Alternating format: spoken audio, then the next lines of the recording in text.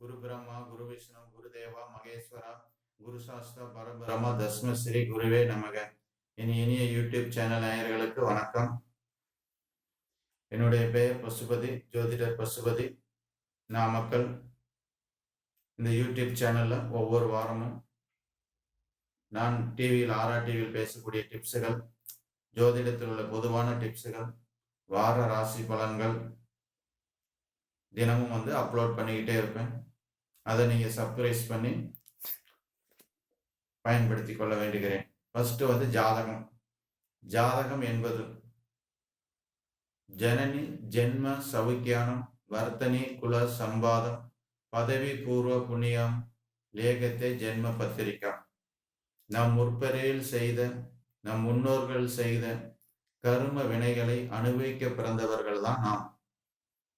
அப்போ ஜாதகத்தில் 1, 5, 9ஆம் இடம், இதில் சனி பகவான் இருந்தால் முன்னோர்களுடைய கர்ம வினைகள் அந்த ஜாதகருக்கு இருக்கும்.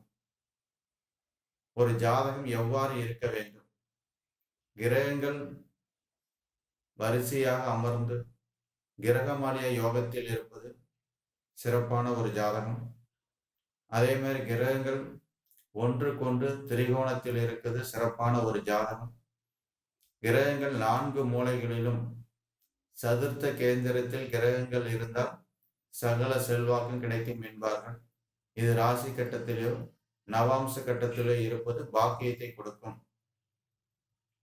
அடுத்து பாத்தீங்கன்னா, ஒருவருடைய லக்னம் அல்லது ராசியை குரு பார்த்தால் அந்த ஜாதகம் சிறப்பான ஒரு ஜாதகம்.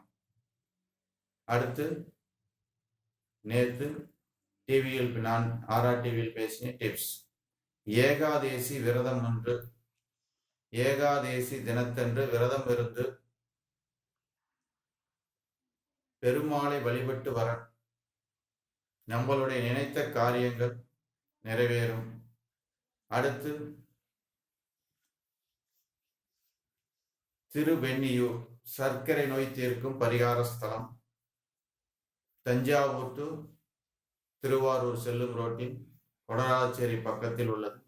இது உங்களுடைய ஜென்ம நட்சத்திரத்தினருக்கென்று சென்று வழிபட்டு வர சர்க்கரை நோயுடைய தாக்கங்கள் படிப்படியாக குறையும். மேலும் இந்த நிகழ்ச்சியில் என்னுடைய டிப்ஸ் வழக்கமாக வரும். சப்ஸ்கிரைப் செய்து கொண்டு பயன்பெறுங்கள். அதே மாதிரி உங்கள் நண்பர்களிடம் ஷேர் செய்து கொள்ள வேண்டுகிறேன். நன்றி, வணக்கம்.